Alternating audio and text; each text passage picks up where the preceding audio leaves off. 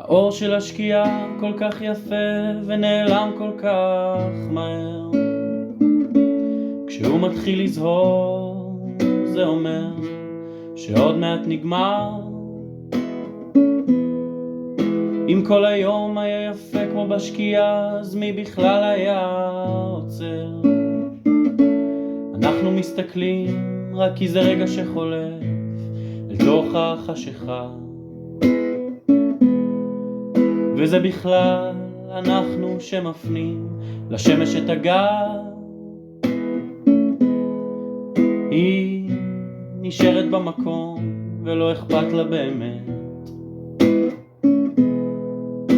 אבל משהו בפרידה הזאת מרגש את כל מי שמאוהב. אולי תזכורת שהכל פתאום נוצץ רגע לפני שזה מת.